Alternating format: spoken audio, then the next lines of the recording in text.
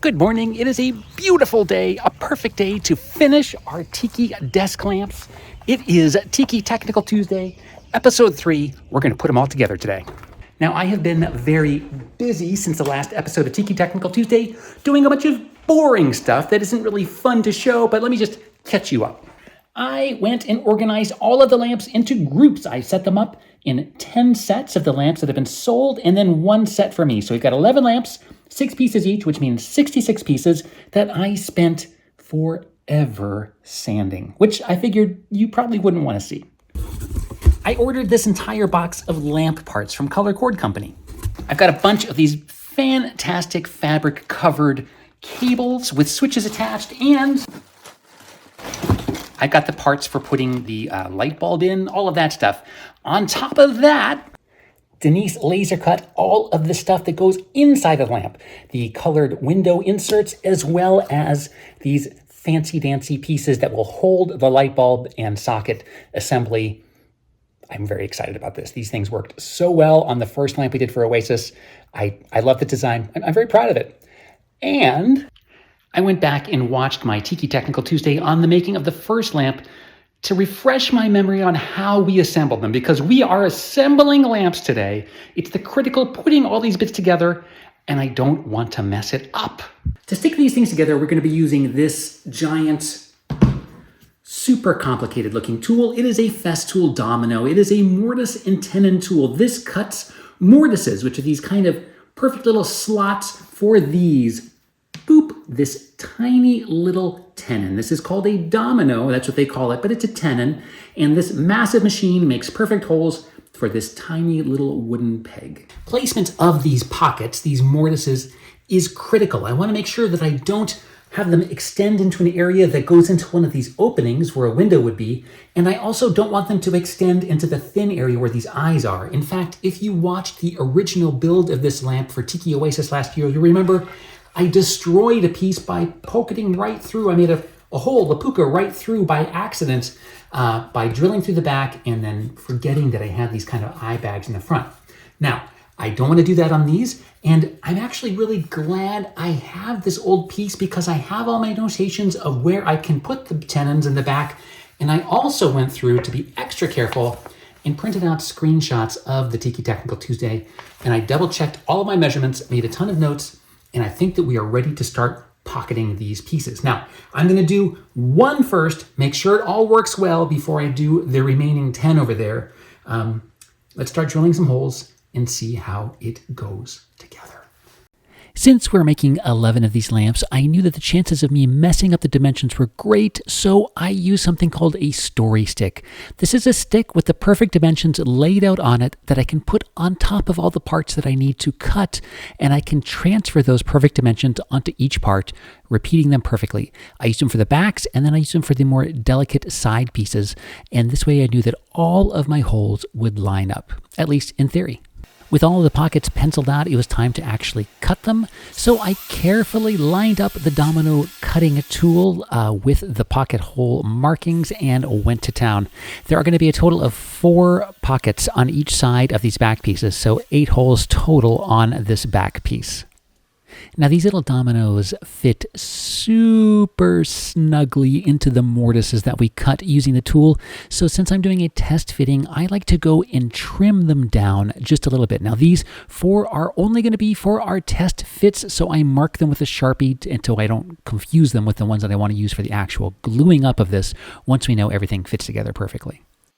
Using these shaved down dominoes, I went ahead and did a test fit of the first 4 holes that we cut, and thankfully, everything lined up fine. Once I knew those dimensions were correct, I cut the pockets on the other side and then moved on to the front face of the lamp. And I wanted to make sure that this all worked before we commit to cutting all the rest of the lamps.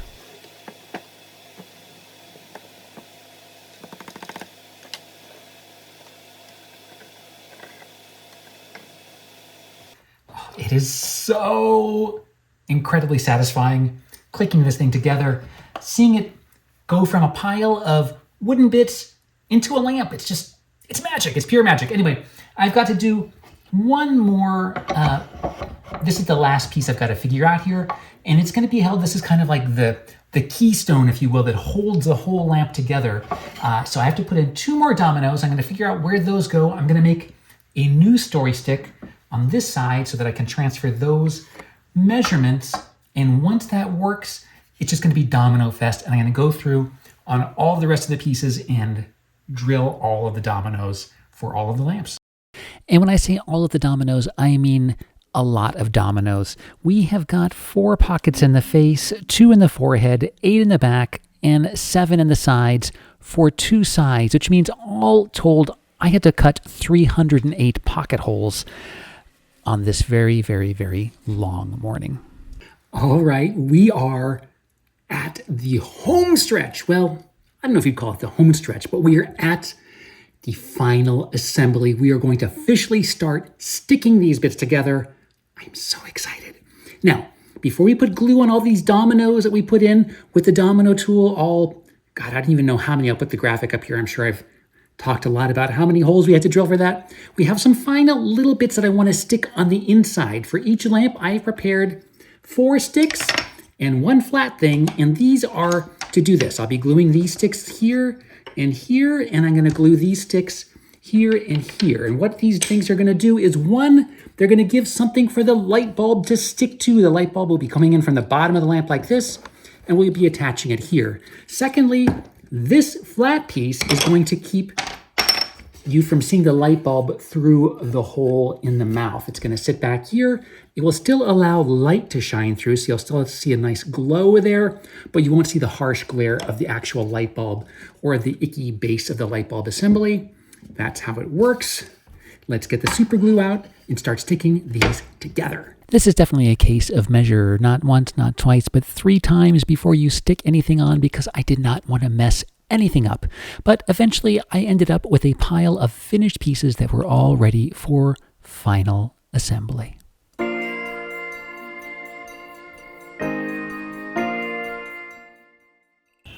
Good morning. It's 6 a.m. We're heading to the studio for clamp day. The goal today is to clamp a lamp every 2 hours or so, so we're starting kind of early. And yes, I did clamp a lamp yesterday. It was the first one, and I didn't want to mess it up, and the camera can sometimes make me nervous. So I clamped this one up. It went great, so that means we have, 10 more to do. We're not going to get them all done today, but we should get a fair amount of them done, maybe half. Okay, first up, I want to take this one out of the clamp from yesterday. I'm using Tight Bond glue. It's Tight Bond 3.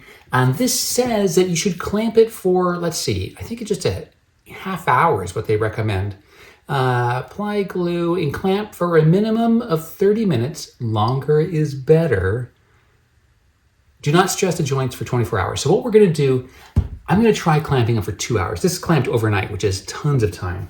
But I think we'll see if we can get away with 2-hour clamps, and that'll give it, that'll let me get plenty of them clamped in a day. I only have enough clamps to clamp one at a time.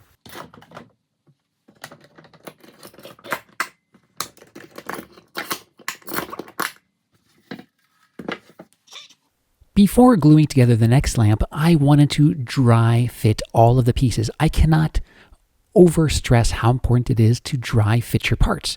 Everyone who gets a domino eventually thinks that they are too good, and they skip this step, and they wind up with the nightmare of getting glue on all of the things, and they're trying to put it all together, and they realize they forgot to put a pocket hole in, or the parts are misaligned, and you end up ruining everything. So dry fit everything. I dry fit all 11 of these lamps before I attempted to clamp them.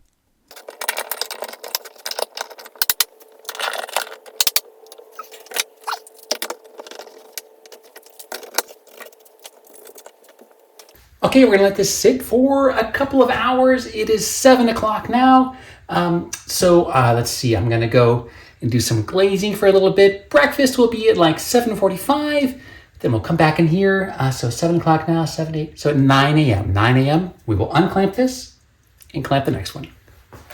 Okay, as you can see, clamping is a stressful and time-consuming process, so we're going to just zip through the next, let me see, we did 1, 2, so 9 more lamps. So we're going to do 9 more lamps, but you're not going to have to go through it. We will just get to the final one right now. Okay, that is it. That is number 11th. I have just glued up the final Tiki Lamp number 1. I'm so excited about this. So this is going to have to sit here for a few more hours. All of the rest are over here. Hopefully you can see them back there. It's Friday right now. I think what we're going to do is I'm just going to let this cure overnight. I'm going to let all of those continue to cure. And then tomorrow we will do 1 coat of tung oil. And then on Sunday we will do the final coat of tung oil. And that means Monday will be assembly day. Assembly day!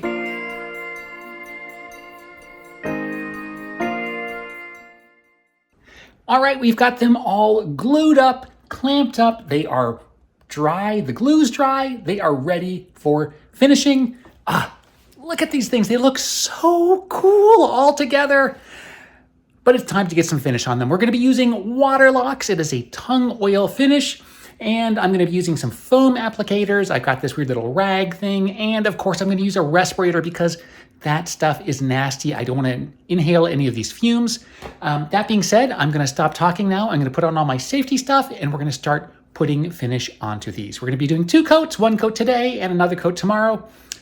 Let's get to it. So I got to tell you, this is where the magic of the wood selection really shines. The water locks just makes the grain pop. After I coat the entire inside of the lamp, I move to the outside, sides, front, and back, and I absolutely love the way that this wood looks.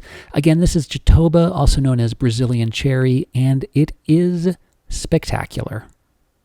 All right, it is Sunday and the oil has dried or cured or whatever it is that tung oil does overnight. And it's time for me to put a second coat on these. Before I do that, I'm going to hit them with some very, very fine steel wool to knock down any grain that got raised as the oil penetrated into the wood. I do need to head to the hardware store to get more brushes and sponges and stuff because I ran out yesterday in the mad dash of getting oil onto all of these. And I also realized I have been doing some awful math lately. Denise asks me, how long is it going to take you to put finish on those? And I think, well, it took me about a half hour last time to do the first lamp, so maybe an hour. But I'm thinking that I'm taking that time and multiplying it, but it should really be whatever time it took me. Say it takes 15 minutes per lamp times 11 to get the actual time that it's going to take. So needless to say, I'm terrible at math, and this took all afternoon yesterday, and I realize it's going to take me a lot of time today to get the second coat on. And I realize Monday is probably going to be the entire day of getting acrylic inside of these and wiring the lamps. It takes a lot more time to do 11 than it does 1. You think I would have figured that out, but it took me a little while to figure it out. Whew, okay, I'm still waking up. Let's go to the hardware store, and then we will get these sanded and second coated.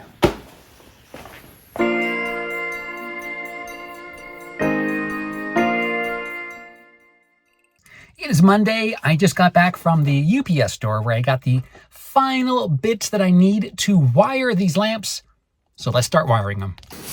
Okay, so this little box contains what I'm hoping are the last bits that I need to wire the lamps.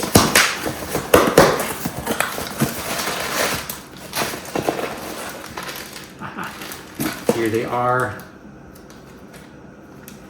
I ordered the lamp bits at least over a month ago. And I thought I got everything I needed, but I didn't realize I needed this one extra little part. It's a little stress relief that goes on the bottom and the cord passes through it.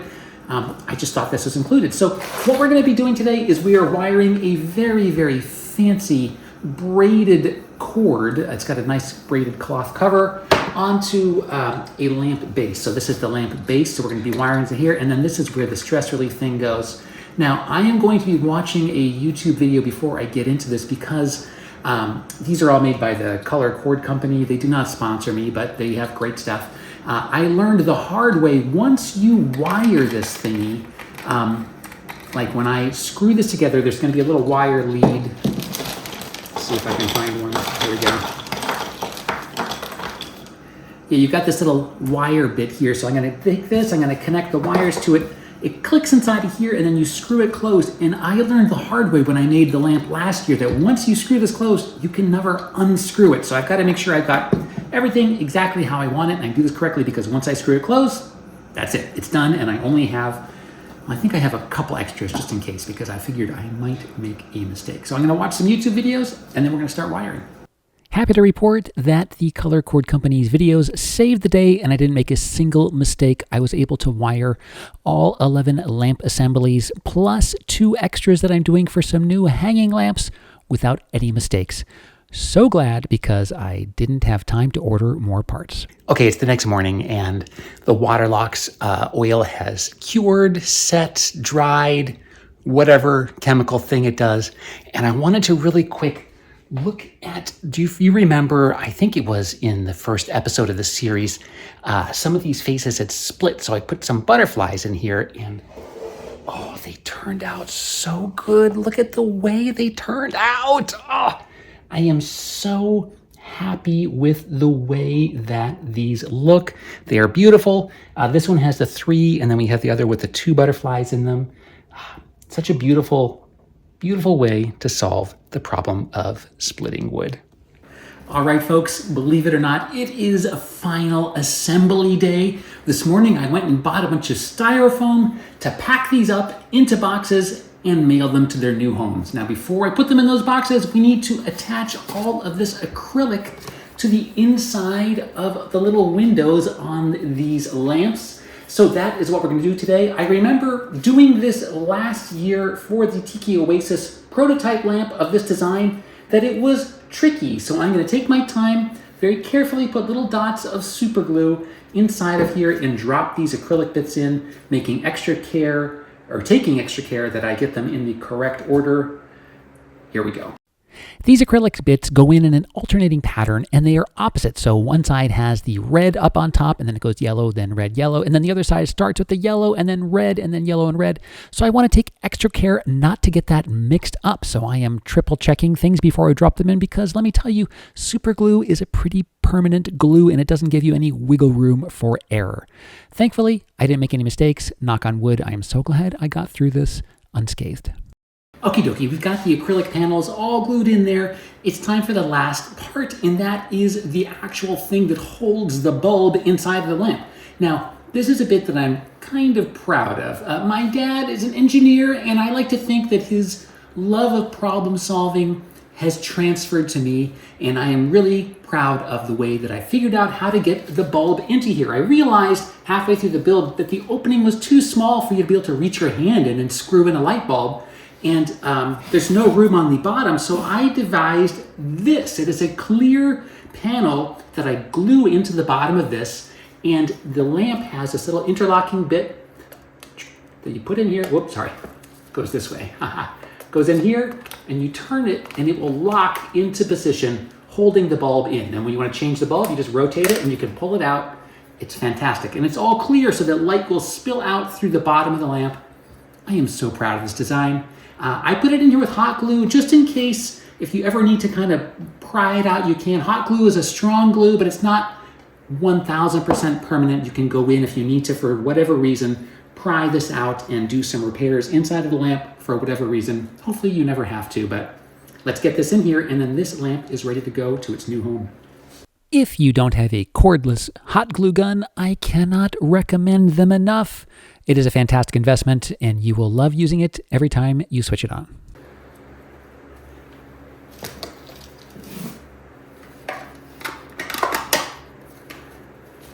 Ta-da! We have a lamp. Suppose this is where I should plug it in, right? Okay, I'll plug it in. I gotta get an extension cord, hang on. I don't want to undo this.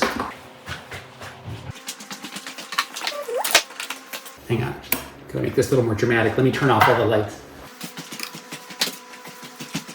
Of course, it's daytime and the sun's out, so it's not gonna be, ultra dramatic, but let's see what we got.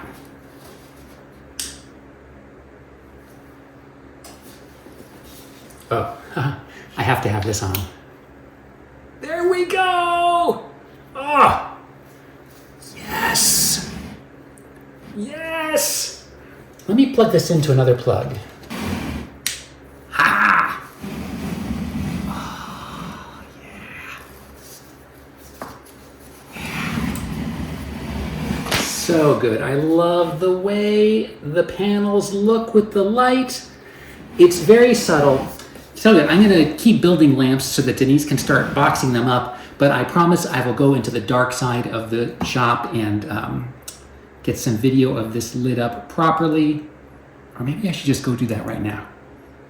I'm so happy. It's so nice to get to the end of a project when you put so much time into it, and it just comes out looking fabulous. So happy. All right, let's go film this in the dark. Let me get the lights. Proper dark.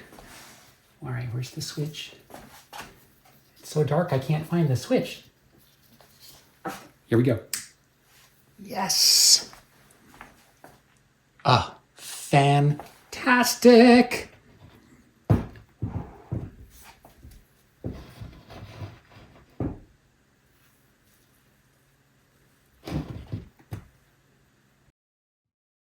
You can see the mouth glows, even though I put that piece of wood in there so that you don't see the light bulb directly. But you get a great glow out of the mouth. God, it's such a great mood piece. So happy with it. Let's box it up and get it to its new home. All right, that brings us to the end of our Tiki Table Lamp Edition adventure. Thank you so much for joining along. If you are eager for a return to ceramics, fret not. The next episode of Tiki Technical Tuesday will be all about sculpting our newest mug. If, on the other hand, you have enjoyed the process of building lamps, I have as well. In fact, I built this one for this year's Tiki Oasis lamp show, and I had a blast doing it, and I cannot wait to revise the design for a future hanging lamp edition. Of course, I will document it in an edition of Tiki Technical Tuesday.